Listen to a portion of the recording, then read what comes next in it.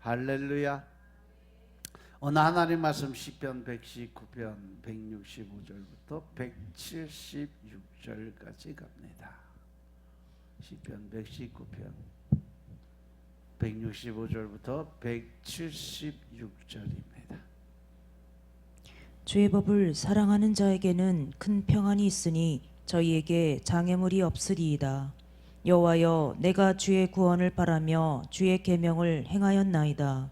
내 심령이 주의 증거를 지켰사오며 내가 이를 지극히 사랑하나이다. 내가 주의 법도와 증거를 지켰사오니 나의 모든 행위가 주의 앞에 있음이니이다.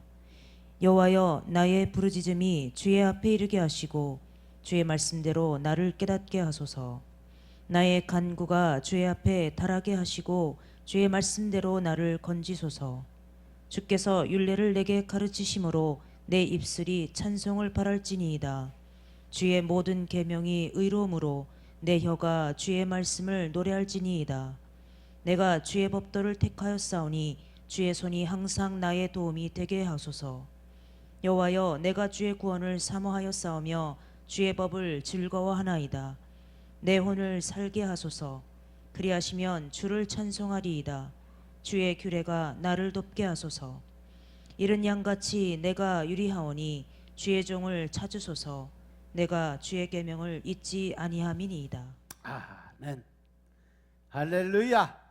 우리 하나님 참 좋으신 하나님이십니다. 아멘.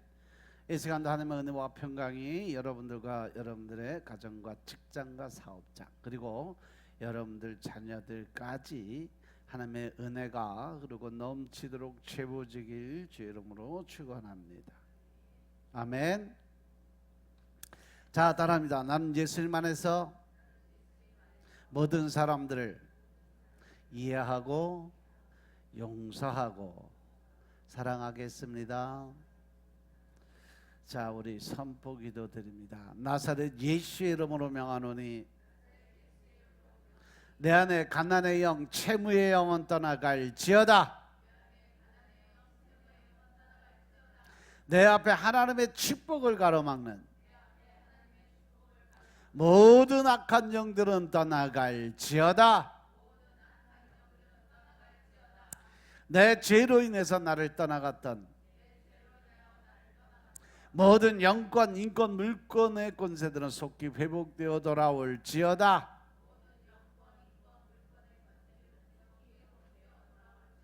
아멘. 우리 안에 가난의 영, 채무의 영들이 다 떠나간 줄로 믿습니다. 우리의 모든 빛은 다 사라지고 탕감 받았음을 믿습니다. 우리 하나님 앞에 모든 축복을 가로막는 악한 영들이 다 떠나가고 이제 하나님 주신 영권, 인권, 물권의 권세들이 다 회복되어 돌아온 줄로 믿습니다. 할렐루야. 할렐루야. 이 시간도 하나님께 영광을 드리는 귀한 시간 되시길 주의 이름으로 축원합니다. 아멘. 오늘은 이상하게 쫙 가라앉았어. 생각들이 다 지금 질질 끌려서 피곤의 영이 찌들어가지고 아우 빨리 그냥 집에 갔으면 좋겠다. 그 소리가 막 사방에서 들리네. 어쩔까? 그냥 쉬고 싶을 때 쉬라고 그냥 보내줄까? 백지연이 말하죠. 빨리 보내달라고 지금. 너는 가라 그래도 안 가고 얘기인 게 뭘 밤새도록 뒹굴뒹굴하면서 무슨 예배드리기가 싫다 이거지 지금. 응? 정신들 바짝 차리세요. 지금 사단이 공격이 많이 들어가 있으니까 여러분들 생각들 빨리빨리 정리들 하세요. 한 가지 생각이 빠져 들어가면 결국은 생각형이 끌리다 보면 내가 무기력에 빠지고 게으름에 빠지고 그러다 보면 결국 혈기, 분노, 짜증에 묶여갖고 쓸데없는 짓거리들 해요. 정신 바짝 차리시기 바랍니다. 정신 바짝 차리시기 바랍니다. 아멘. 오늘 시편 119편 165절부터 176절 말씀 가지고 주의 법을 사랑하는 자에게 주시는 평안이란 제목으로 말씀 나누겠습니다. 화창한 어느 가늘날 한 농부가 잘 익은 아주 토실토실한 옥수수를 많이 엮어서 이제 창고 처마 밑에다 쭉 달아놨어. 잘 말려서 내년에 씨앗을 해야 되니까. 근데 한 다람쥐가 그것을 가만히 지켜보고 있다가 농부가 다 달아놓고 가니까 농부의 눈을 피해서 옥수수가 매달려 있는 그 처마 밑으로 가서 날마다 배가 터지도록 그냥 먹고 도망가고.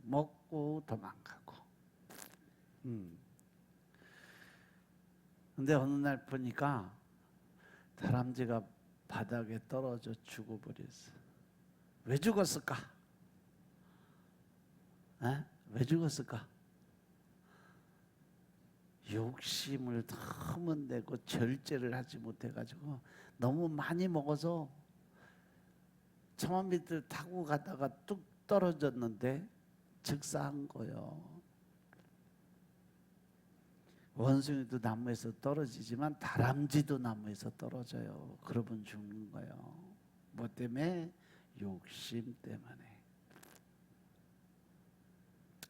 우리들도 보면 이 다람쥐처럼 욕심과 탐심이 앞서기 시작을 하면 절제하지 못해서 자기가 하는 일을 그르치는 경우가 참 많아요. 그죠?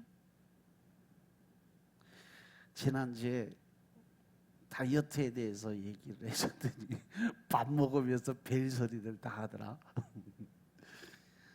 그래도 뭐 과식이나 우리가 이 욕심을 부리고 먹으면 장이나 위 점막을 크게 손상을 시키는 건 사실이잖아. 그죠?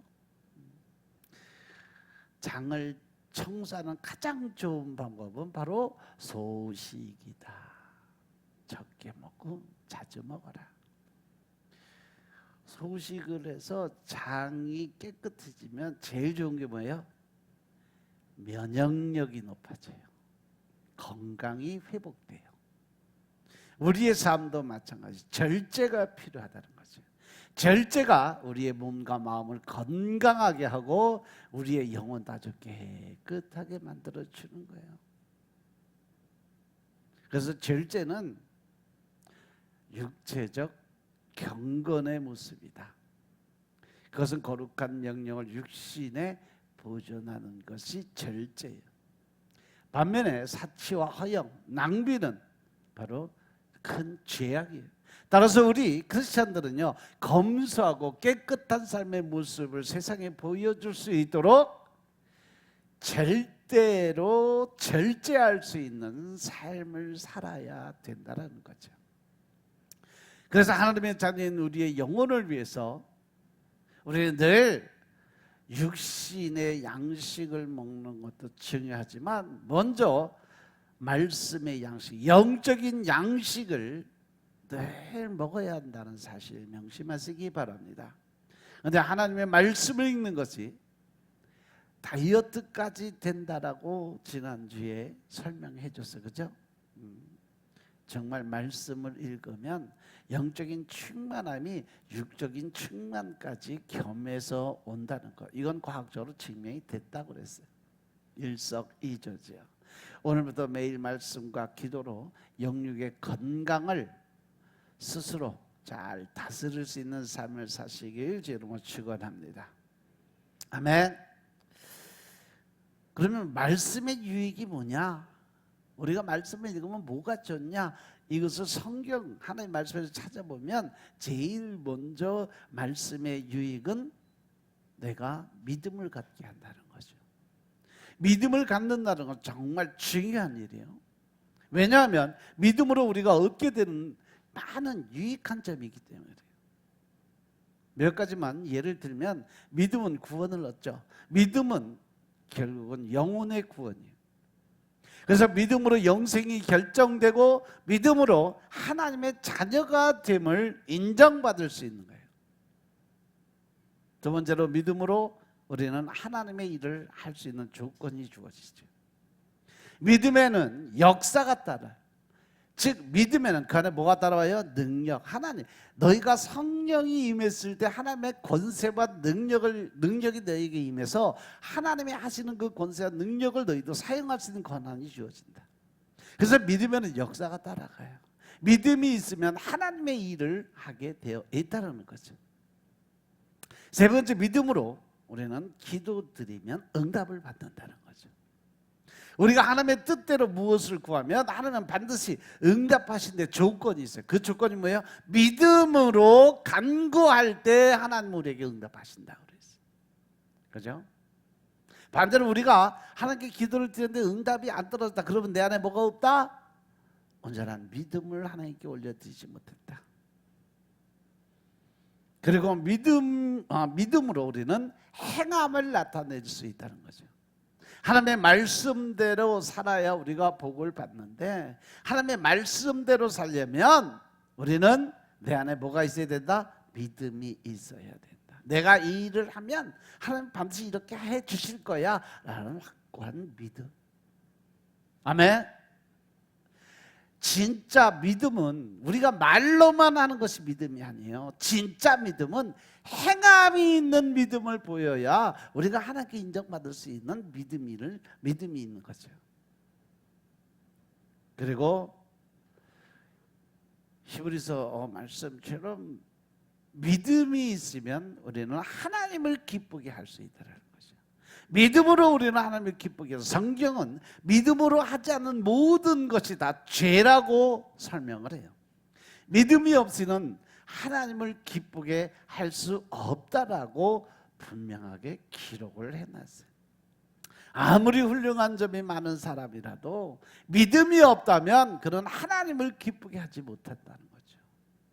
그런데 이 중요한 믿음이 말씀에 공급이 있어야 생길 수 있다. 즉 다시 말해서 우리가 하나님을 기쁘게 할 수 있는 것은 바로 말씀과 기도를 통해서 내 안에 온전한 믿음이 있을 때 하나님을 기쁘게 할 수 있는 그러한 일을 행할 수 있다라는 결론이 나오죠. 유리컵 안에 콜라가 들어가면 유리컵이 검정색으로 변해요. 그죠? 거기 사이다가 들어가면 맑은 잔이 돼버려요. 이것처럼 우리 안에 말씀이 들어가면 그 안에 악한 것들이 다 사라지게 되고 그 안에 하나님에 대한 성령님의 임재를 통한 믿음이 온전하게 생길 수 있다. 로마서 10장 17절의 말씀을 보면 그러므로 믿음은 들음에서 나고 들음은 그리스도의 말씀으로 말미암는다라고 기록이 되어 있어요. 하나님의 말씀에는요, 하나님이 주시는 영적인 흐름이 그 안에 들어있어요. 믿습니까? 그래서 하나님 말씀을 듣는 사람들에게 바로 믿음이 생길 수 있다는 것이죠. 두 번째는 뭐냐? 영원한 생명을 주신다는 거죠. 우리가 성경 말씀이나 설교를 통해서 하나님의 말씀을 들으면 듣는 사람에게 영원한 생명이 주어져요. 왜냐하면 성경이 예수님을 증거하고 있고 예수님은 생명이기 때문에. 요한복음 20장 31절의 말씀 보면 오직 이것은, 기록하는 것은 너희로 예수께서 하나님의 아들 그리스도이심을 믿게 하려 하며 또 너희로 믿고 그 이름을 힘입어 생명을 얻게 하려 함이니라. 할렐루야.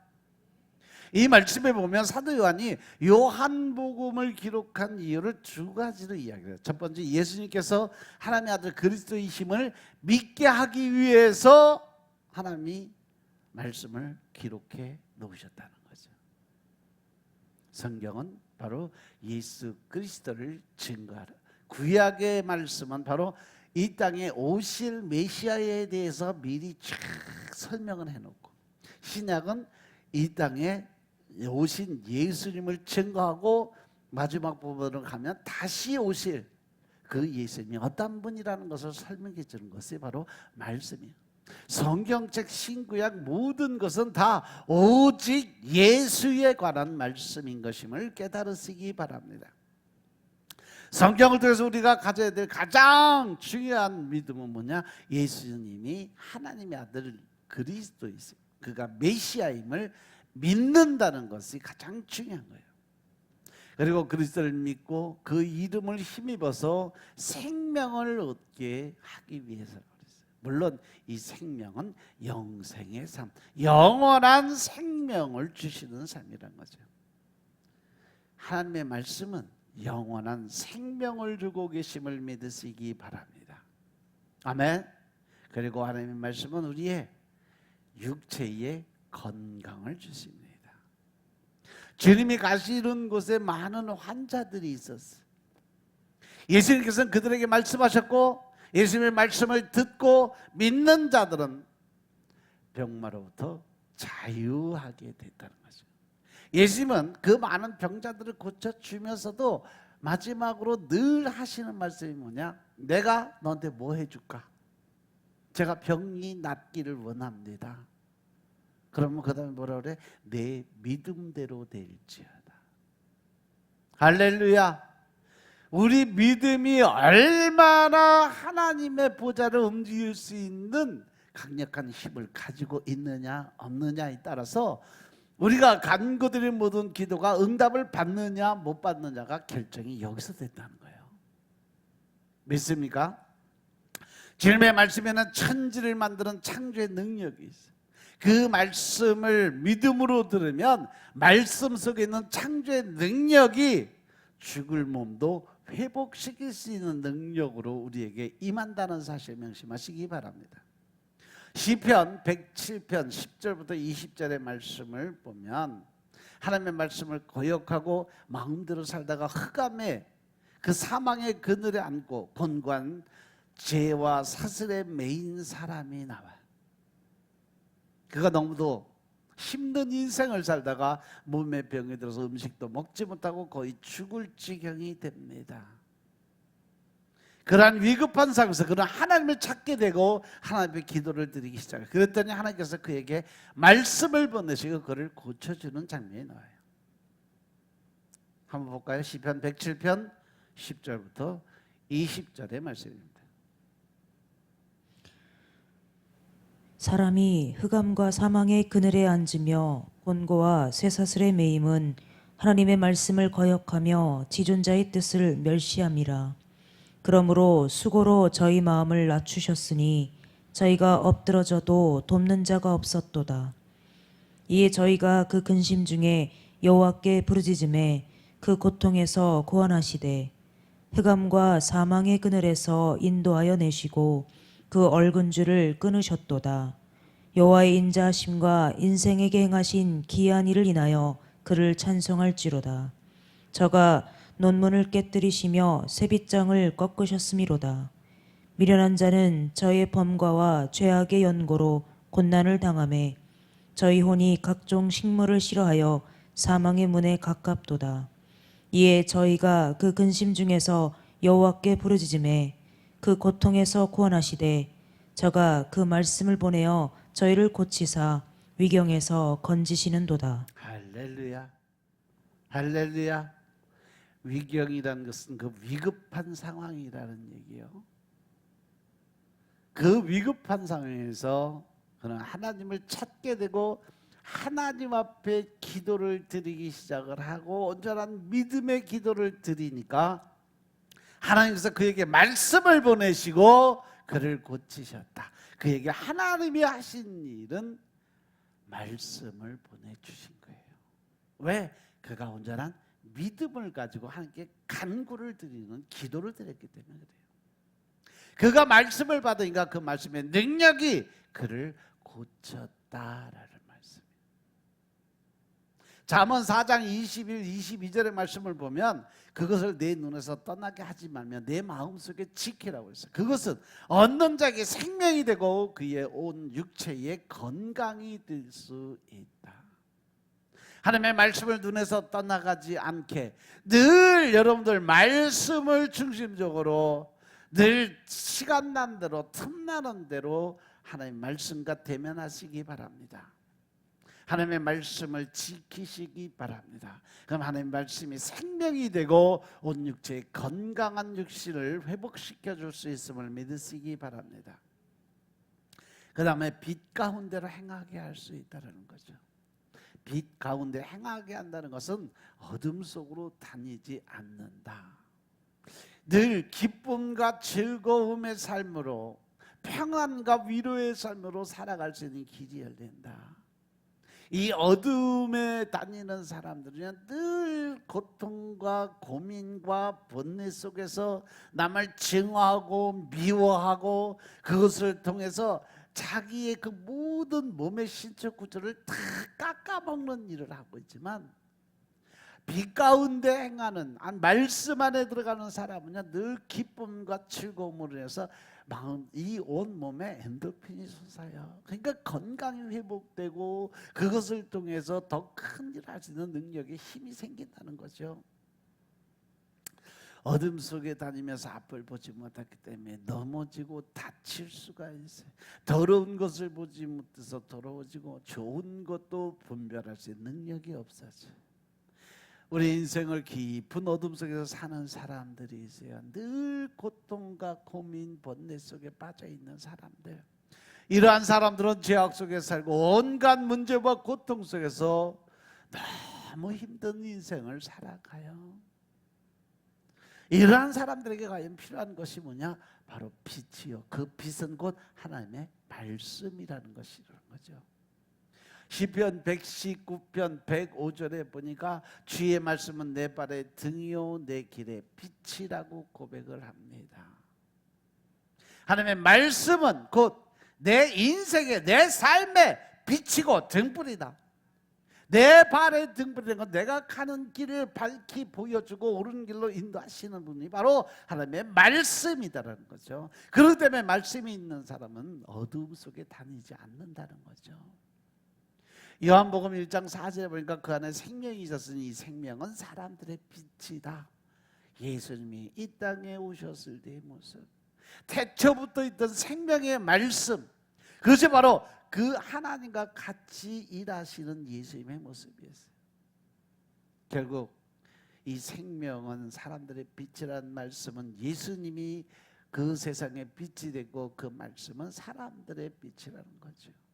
그렇기 때문에 말씀이 있는 사람은요 빛 가운데 사는 거고, 말씀이 없는 사람은 어둠 속에 살아가는 겁니다. 그래서 여러분 매일 말씀 먹으라는 거예요. 그 말씀을 먹어야 우리가 빛 가운데 들어갈 수 있고, 말씀을 많이 읽고 또 그 말씀을 묵상하며 함께 기도를 드려야 하나님이 일하시는 모습을 볼 수 있는 거예요. 그리고 우리가 말씀 안에 살면 내 삶의 환경을 변화시킬 수 있다는 겁니다. 누구든지 환경이 변화되기를 원해요. 내가 좀 바뀌기 원하고 사람들이 바뀌길 원하고 내가 지금 사는 조건이 바뀌길 원해. 자신의 환경을 변화시킬 수 있는 것이 결코 쉬운 일은 아니라는 거죠. 그런데 하나님의 말씀 성경에는요 하나님의 말씀이 임하고 그 말씀을 믿고 그 말씀을 따라가면 내 영혼만이 아니라 환경까지도 변화시킨다라고 말씀을 하세요. 에스겔서 36장에는 하나님께서 이스라엘을 통해서 이스라엘에게 예언의 말씀을 주셔서 그 예언이 하나님의 말씀이에요. 1절에 보면, 에스겔서 36장 1절에 보면 이스라엘의 산들아 여호와의 말씀을 들어라 라고 기록이 되어 있어요. 인자야 너는 이스라엘 산들에게 예언하여 이르기를 이스라엘 산들아 여호와의 말씀을 들어라. 그리고 그 예언의 말씀이 임한 결과를 에스겔서 36장 35절에 뭐라고 되어 있냐면, 사람이 이르기를 이 땅이 황무하다 했더니 이제는 에덴 동산 같이 되었고 황량하고 적막하고 무너진 성읍들의 성벽과 거민이 있다 하리니, 그 황폐하고 적막한 그 땅에 하나님의 말씀이 임하게 되니까 황폐했던 것이 에덴 동산 같이 변하게 됐다. 즉 환경의 변화가 이루어졌다라는 거죠. 믿습니까? 저와 여러분들에게 하나님의 말씀의 능력으로 환경의 변화를 통해서 여러분들의 모든 회복의 역사가 일어나시길 주 이름으로 축원합니다. 아멘. 저 여러분에게 하나님의 말씀의 능력으로 환경의 회복이 임하시길 주 이름으로 축원합니다. 그리고 말씀이 임하게 되면 영혼이 성장하게 됩니다. 사람의 몸이 양식을 먹고 자라는 것처럼 영혼도 영혼의 양식인 하나님의 말씀을 먹어야 자랄 수 있다는 거죠. 베드로전서 2장 2절에 보면 갓난아기들 같이 순전하고 신령한 젖을 사모해라. 그로 말미암아 너희로 구원에 이르도록 자라게 하려 합니다. 순전하고 신령한 젖이 뭐냐? 바로 하나님의 말씀을 사모하고 살아라. 그래서 너희가 구원에 이르게 되고 또 영적인 성장을 하기 위해서는 말씀을 먹어야 된다. 마치 아기가 어미의 젖을 사모하는 마음처럼 우리는 하나님의 말씀을 사모하는 마음을 가지고 살아야 된다. 할렐루야. 이것이 바로 우리가 자라는 영혼의 모습이에요. 우리 영혼이 자라려면 엄마의 젖과 같은 하나님의 말씀을 잘 먹어야 우리가 영적 성장이 잘 이루어질 수 있음을 믿으시기 바랍니다. 그리고 우리 말씀이 임하게 되면 온전한 성도가 되게 해준다는 거죠. 우리가 나이 많이 먹었다고 온전한 사람이 될 수는 없어요. 교회 오래 다녔다고 그래서 그 사람이 성도로 하나님의 나라의 백성으로 인정받을 수는 없다는 거죠. 무조건 믿는다고 교회 다닌다고 다 천국 가는 거 아니라는 거예요. 키가 크다고 온전한 사람이 되는 것도 아니고, 어떤 사람은 키는 크는데 정신적으로 문제가 있고 어떤 사람은 정신은 온전한데 몸에 문제가 생길 수도 있다는 거죠. 장애라는 것이 온몸에 이상이 있어서 장애가 아니에요.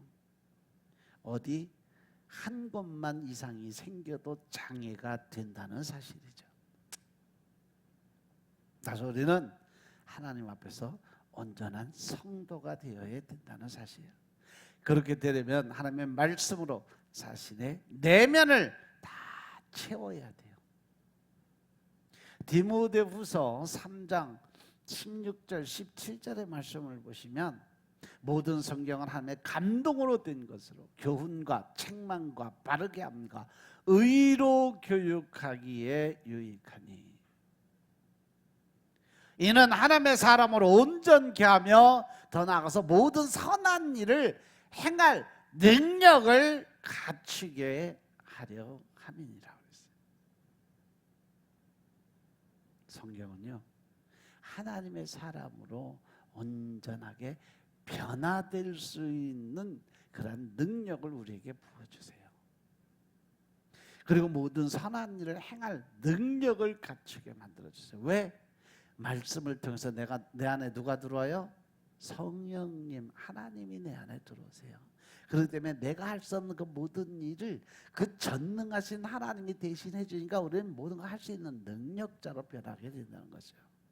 그렇기 때문에 우리가 하나님의 말씀을 가까이 해야 된다는 사실 명심하시기 바랍니다. 따라서 우리가 하나님의 말씀이 내게 임하면 거룩하게 변화가 될 수 있다는 겁니다. 하나님의 능력은 거룩함을 통해서 나타나요.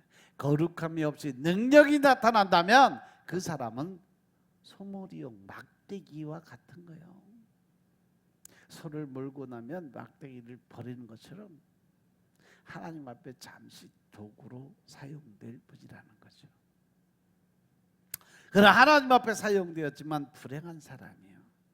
거룩함이 있는 능력이 진짜 능력이 될 수 있다라는 거죠.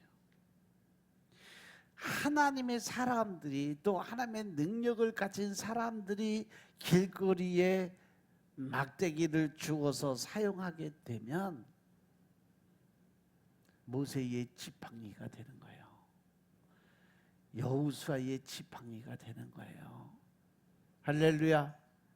길거리 아무짝에 쓸모없는 나귀 턱뼈가 삼손에 쥐어서 하나님의 이름으로 사용되니까 그 쓸데없는 나귀 턱뼈가 몇만 명씩 때려 죽일 수 있는 큰 힘과 능력의 무기가 될 수 있었음을 믿으시기 바랍니다.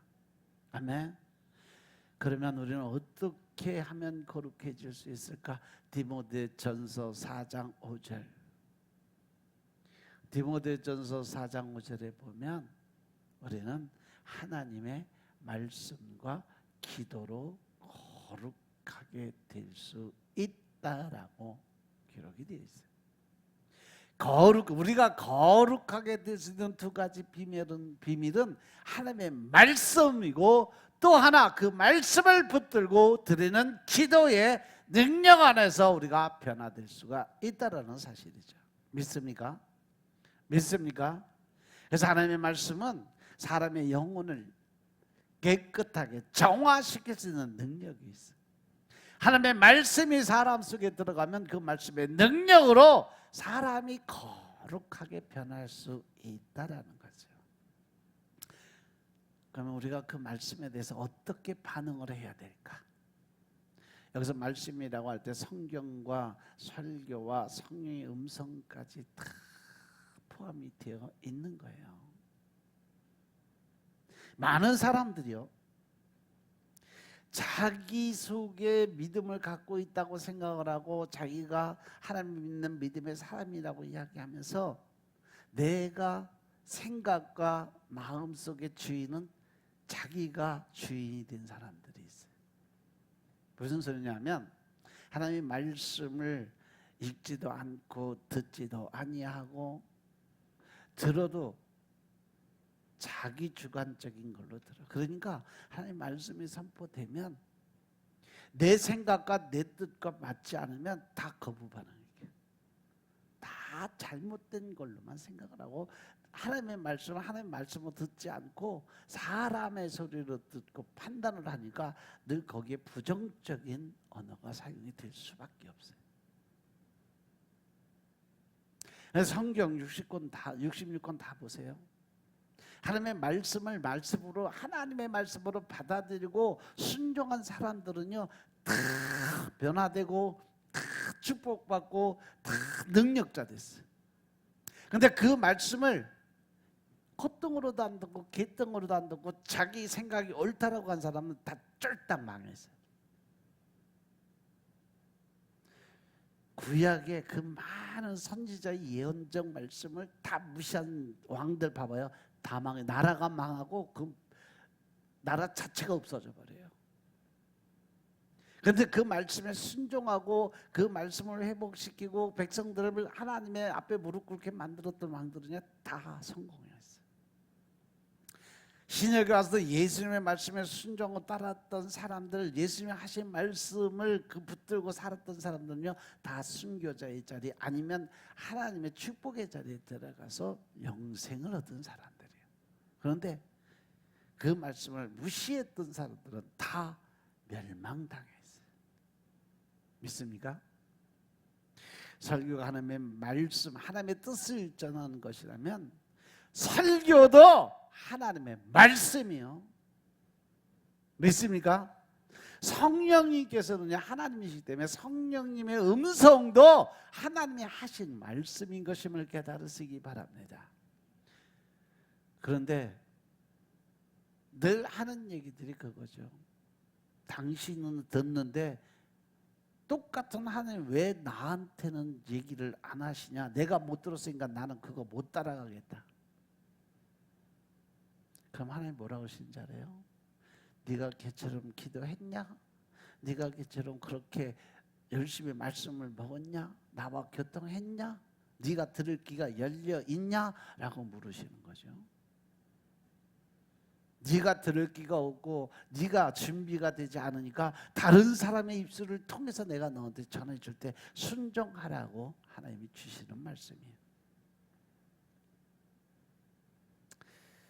우리가 늘 모든 것의 결정의 그 기준이 뭐냐? 바로 하나님의 말씀을 기준으로 삼아야 된다. 왜냐하면 설교자는 인간이기 때문에 하나님의 뜻이 아닌 설교를 할 수도 있어. 자기 지식을 내보일 수도 있어. 그리고 성령의 음성을 듣는 사람이 온전하지 못하기 때문에 자기 생각이나 사단 마귀가 속삭이는 소리까지 성령의 음성으로 착각하고 선포할 때도 있다는 거죠.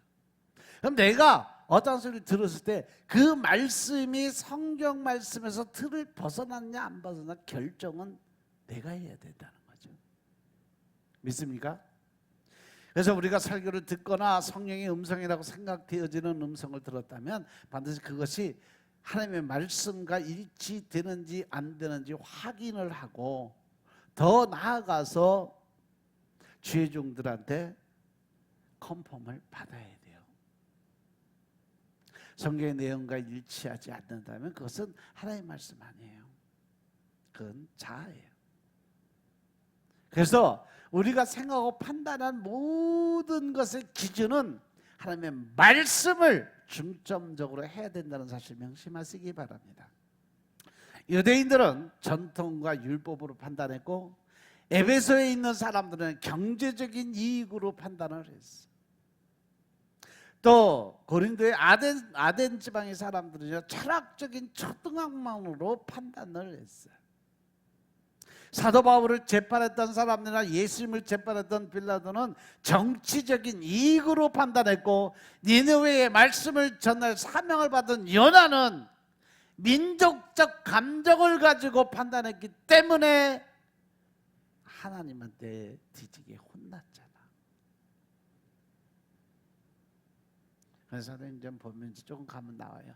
베레아 사람들은요 사도 바울의 설교를 듣고 성경 말씀으로 판단했어. 그래서 늘 그들은 모이기에 힘쓰고 밤낮으로 하나님의 말씀을 붙들고 기도드리는데 최선을 다했던 사람이 베레아 사람들이에요. 우리도 모든 것을 이 성경 하나님의 말씀으로 판단해야 된다는 사실 명심하시기 바랍니다. 베레아 사람들이 데살로니가에 있는 사람들보다 더 신사적이어서 간절한 마음으로 말씀을 받고 이것이 그러한가에 날마다 성경을 상고함으로 다음 12절 그 중에 믿는 사람이 많고 또 헬라의 기부인과 남자가 적지 아니하였다.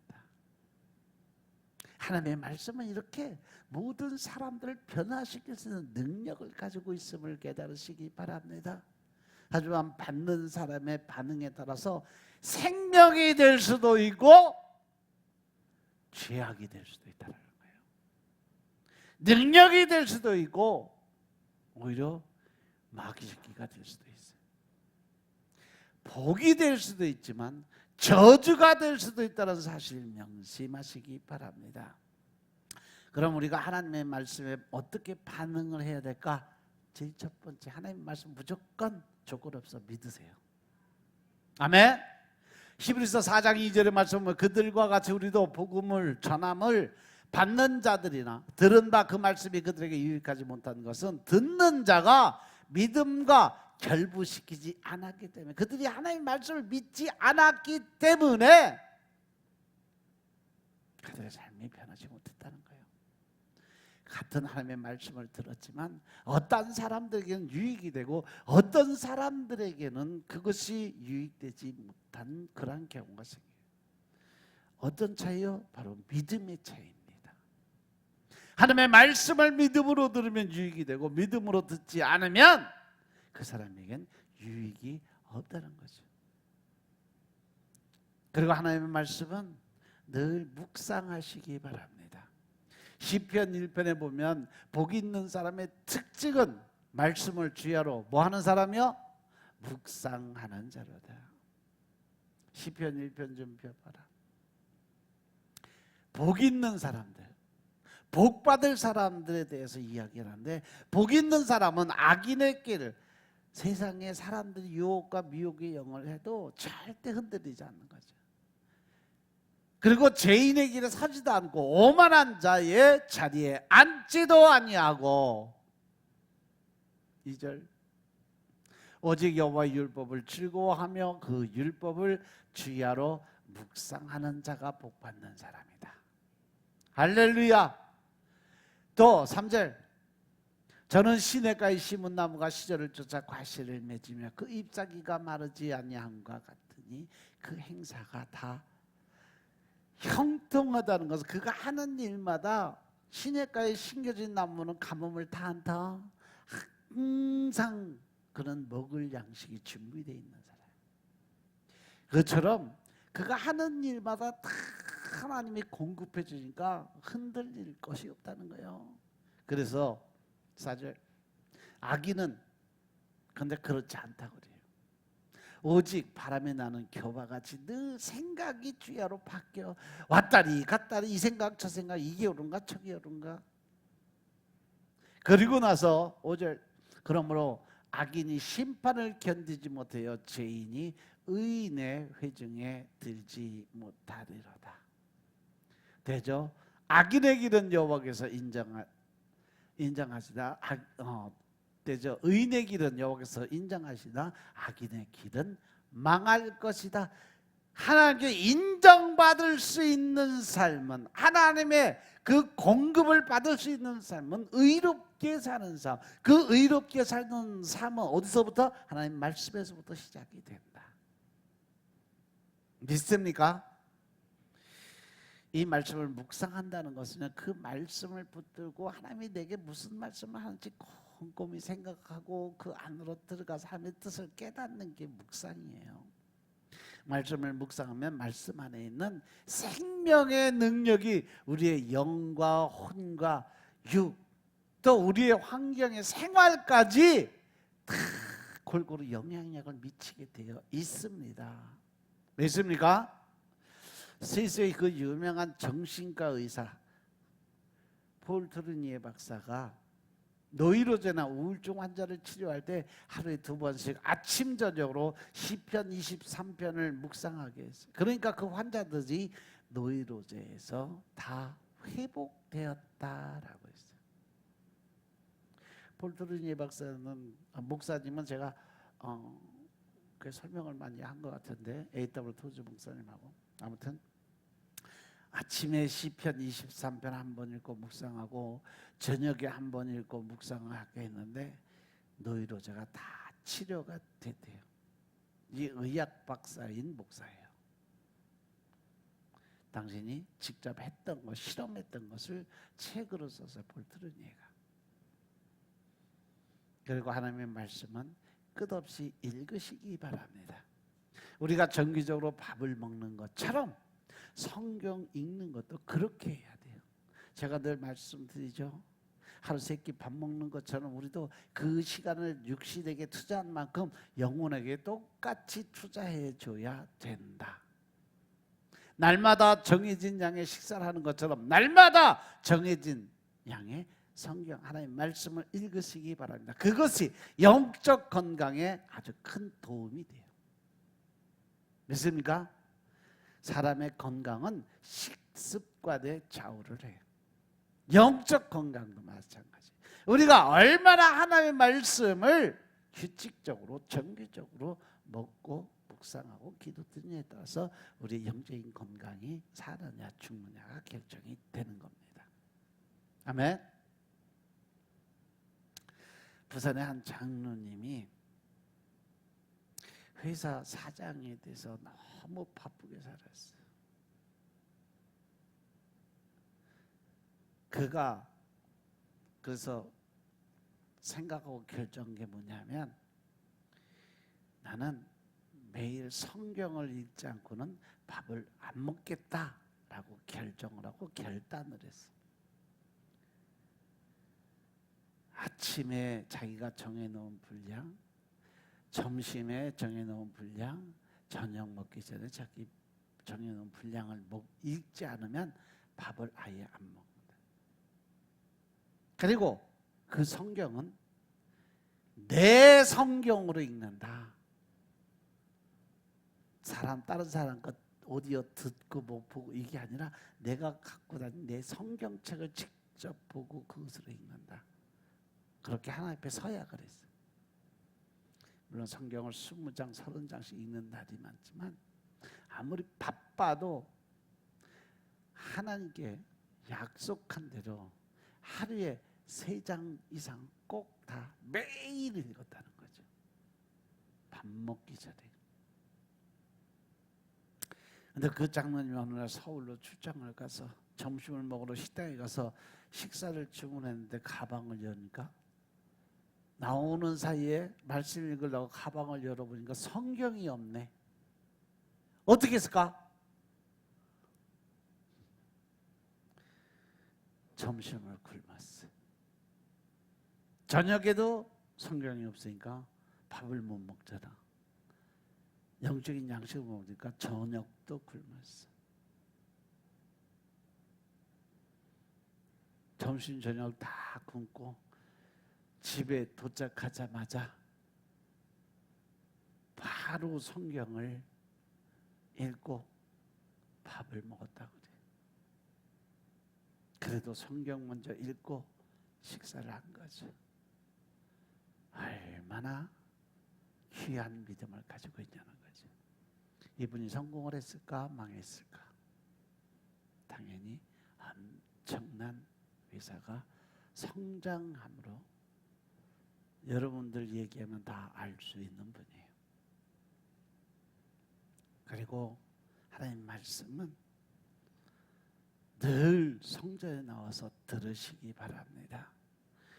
설교는 하나님의 말씀이요, 하나님은 설교를 통해서 여러분들에게 하나님의 말씀을 선포하시는 거예요. 믿습니까? 마귀 사단이 그것을 알기 때문에 늘 혼란과 복잡한 그 생각으로 듣는 것을 방해해요. 잡생각, 피곤함, 설교하는 이 목사들에 대한 반감 감정, 때에 따라서는 그냥 꼬박꼬박 눈팅이가 그냥 한 7천 그런데 이게 눈을 뜨려면 눈이 안 떠져. 그래서 늘 생각과 혼돈이 들어오니까 말씀을 제대로 받아먹을 수 있는 힘이 없어. 결국 사단에 후딱 넘어가서 졸다 딴 생각해다 그냥 시간대고 자리 지키고 앉았다가 가는 거야. 그러니 뭔 영적 성장이 필요하겠냐고. 늘 예배 시간에는 제가 여러분들과 눈 맞추기 위해서 계속 쳐다보는 것처럼 여러분들도요, 저와 눈 맞추려고 노력하세요. 믿습니까? 밤에는 몸을 피곤하게 하지 마시고 가능하면 야간에 하는 일들은 줄이세요. 밤에는 그냥 일찍 주무시고 새벽부터 일찍 일어나서 새벽부터 일을 시작하세요. 하나님이 사람을 만들 때 구조가 그렇게 만들어 놓으셨대요. 새벽형 인간이 가장 성공 확률이 크다는 거죠. 일찍 일어나는 새가 먼저 먹이를 찾는다고 그랬어요. 그리고 여러분들 예배 드릴 때 이 설교 시간에 성령님과 교제하면서 계속 기도드리세요. 하나님의 말씀을 깨닫게, 또 하나님의 말씀이 잘 이해가 될 수 있게, 하나님의 뜻을 깨닫고 알 수 있게 기도드리면서 말씀 들어보세요. 절대 어디 이 잡생각 들어오면 마귀 사단이 공격을 해. 졸음 마귀가 어디 찾아와. 그래야 깨닫는 은혜가 들어오는 거예요. 설교 아무리 쉽게 풀어서 설명을 해줘도 그것은 영적인 비밀 안에 들어가 있는 거예요. 내가 성령님과 동행하지 않고는 이해가 될 수 없는 말씀들이에요. 그래서 비밀을 아는 사람은 머리가 나빠도 설교 하나님 말씀에 은혜를 받고 믿음이 성장을 해요. 영적인 비밀을 모르는 사람은 머리로는 설교를 이해하는데 이 마음으로 믿어지지가 않아. 그러니까 늘 대적의 관계가 성립이 돼요. 성령님께서 저와 여러분에게 역사하셔서 설교를 들을 때마다 깨닫는 역사가 일어나길 제 이름으로 축원합니다. 아멘. 그리고 이제 행함이 있는 믿음을 보여라. 아무리 좋은 씨앗도요, 뿌리지 않으면 열매가 없어요. 아무리 좋은 말씀도 행함이 있어야 내 것이 되는 거죠. 말씀을 행할 때 말씀의 능력이 역사해서 말씀에 합당한 열매를 맺는 거예요. 말씀을 행하는 사람은 신앙의 집을 반석 위에 짓는 사람과 같다. 이러한 사람은 어떤 시련이 와도 절대 흔들리거나 무너지지 않아요. 그런데 말씀을 행하지 않고 늘 생각으로 또 내 안의 판단과 정죄로 있는 사람은요, 신앙의 집을 모래 위에 세우는 사람과 같다라고 하나님 말씀하세요. 이러한 사람은 신앙생활 중에 어려움만 찾아오면 그 집이 폭삭 무너지고 망하는 일이 생겨요. 그리고 하나님 말씀은 늘 묵상하고 성령님과 동행해서 공부하세요. 깨닫는 역사가 일어나야 돼요. 아는 것이 힘이라고 그래서 하나님의 말씀도 마찬가지. 요한복음 8장 32절에 진리를 알지니 진리가 너희를 자유롭게 하리라 라고 말씀하셨잖아요. 먼저 진리 하나님의 말씀을 알아야 그 하나님이 주신 평화를 찾을 수 있다라는 말씀이에요. 믿습니까? 구약의 선지자들은 하나님의 말씀을 직접 들었지만 더 열심히 연구를 했어요. 베드로전서 1장 10절에 보니까 이 구원에 대해 너희에게 임할 은혜를 예언하던 선지자들이 연구하고 부지런히 살폈기 때문에 이 말씀이 지금까지 온 거다라고 설명을 해요. 그리고 하나님 말씀은 가능하면 외우세요. 말씀이 성령의 검이 돼서 능력을 발휘하려면 내 머릿속에 마음판에 새김이 있어야 돼요. 다윗이 준비한 5개의 물맷돌처럼 언제든지 사용할 수 있도록 준비되려면 그 말씀을 마음판에 새겨라. 외워라. 예수님은 마귀의 시험을 받으실 때 암송한 하나님의 말씀으로 마귀를 대적하고 물리치니까 승리할 수 있었다는 거죠. 미국의 유명한 철학자이자 심리학자인 윌리엄 제임스가 27살 됐을 때 신경쇠약증 정신병에 걸렸었어요. 그가 더 이상 정상적인 생활을 할 수가 없어서 정신병원에 입원을 했어요. 하지만 낙담과 공포와 두려움 때문에 그의 병은 오히려 더 악화되기 시작을 했죠. 정신병으로 죽을 것을 생각하자 겁이 나서 그는 오직 자신을 도와줄 분은 하나님밖에 없다는 생각을 하며 성경을 읽기 시작을 합니다.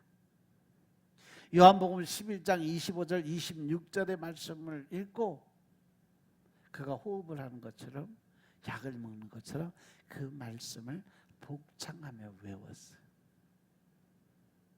그리고 그 말씀을 통해서 그가 정신병을 고치게 됩니다.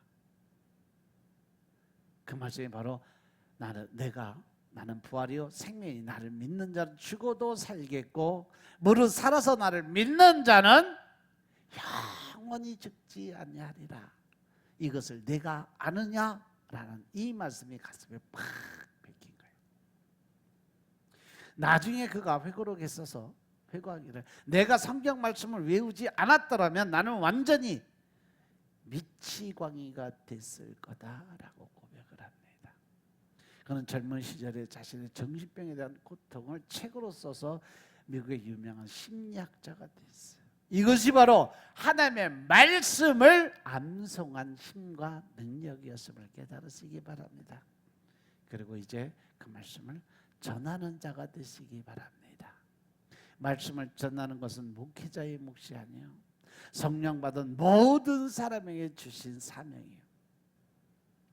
사도행전 1장 8절의 말씀 오직 성령이 너에게 임하시면 너희가 권능을 받고 예루살렘 온 유대와 사마리아 땅 끝까지도 내 증인이 되리라 라고 말씀하셨어요.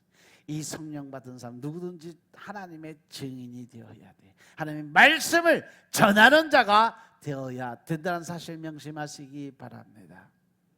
그리고 죽기까지 사랑하시기 바랍니다. 앞에서 말한 모든 반응은 말씀을 사랑하면 쉬워져. 사랑하지 않으면 어려워져. 말씀을 충분히 사랑할 가치가 있다는 거죠. 그래서 오늘 말씀을 보면 주의 법을 사랑하는 자에게는 큰 평안이 있으니 그들에게 장애물이 없으리다. 할렐루야. 1908년 우리나라의 독립운동의 요람이었던 서울 YMCA 건물을 지어주신 고마운 분이 누군지 아세요? 미국의 백화점왕 원남메이커예요. 그가 소유했던 백화점이 160개. 엄청난 부자. 근데 그는 오직 하나님의 말씀 안에서 하나님께 모든 것 드리는 삶으로 살았던 사람이에요. 원어메이커의 신앙은 두 가지 특징인데, 첫 번째, 원어메이커는 교회의 사람이다. 그는 어렸을 때 가난하게 짝이 없는 벽돌공의 아들이었어요. 꼬마 시절 교회의 목사님이 교회를 새로 신축한다고 광고를 했는데, 이 어린 소년이 하나님 앞에 뭔가 바쳤어야 되는데, 뭔가 드려야 되는데 드릴 게 없어요. 그래서 목사님께 찾아가서, 목사님은 꼭 돈만 드려야 돼요? 라고 물어봤어요. 그랬더니 목사님이,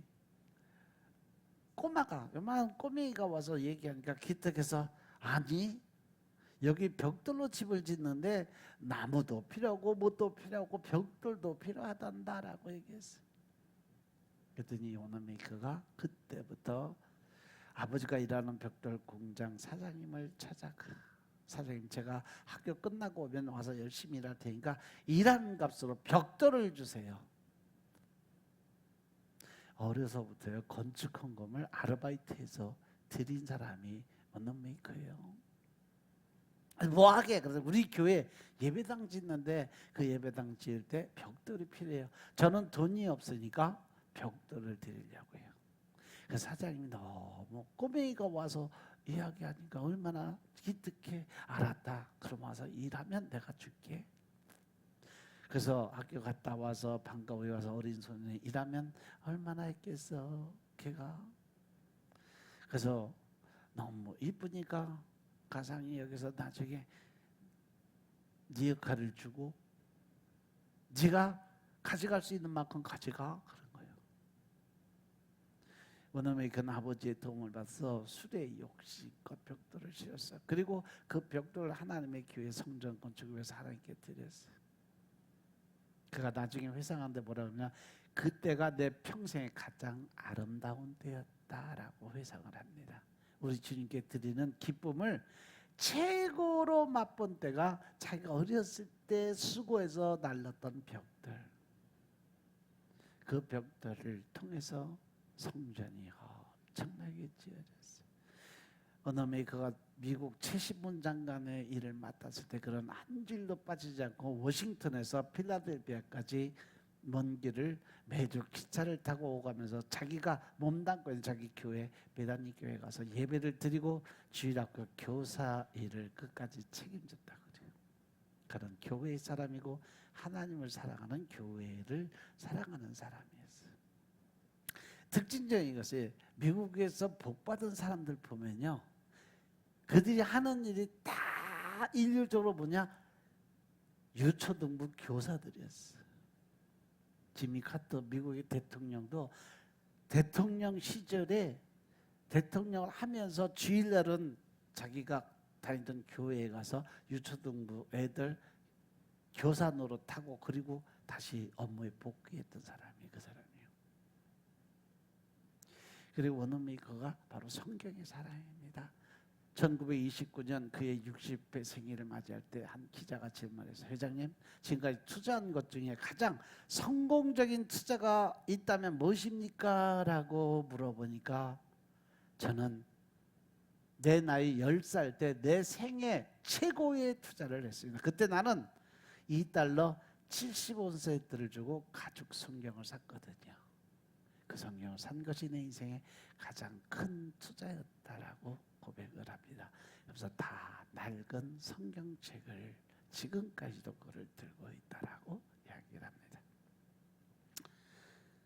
백화점을 160개나 가지고 있던 부자가 가장 가치 있게 생각한 투자는 내가 성경책을 사기 위해 투자한 것이 가장 큰 투자였다고 고백을 합니다. 이처럼 여러분들도 하나님의 말씀인 성경을 사랑하시기 바랍니다. 성경을 읽기 위해서 여러분들의 시간을 투자하시기 바랍니다.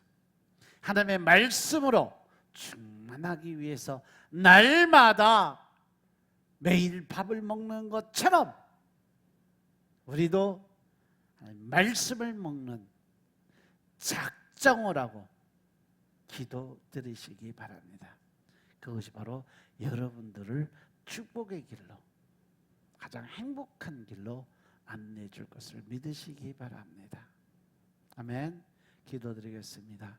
아버지 하나님 감사드립니다. 오늘도 우리의 모든 행위가 주의 앞에 또 하나님의 주시는 평안으로 채워주게 하심을 감사드립니다. 늘 우리가 신령과 진정의 마음으로 하나님을 찾고 찾는 마음을 갖게 하시니 감사합니다. 성령 하나님의 도우심으로 우리가 늘 짐을 더 갈구하고 말씀에 의지하여 나아가는 삶을 살게 하시니 감사합니다.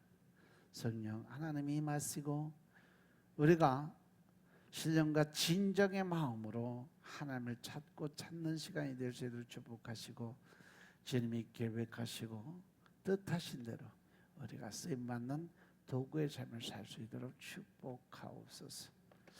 모든 말씀 우리 주 예수 그리스도의 이름으로 감사드리며 기도드려 사옵나이다. 아멘.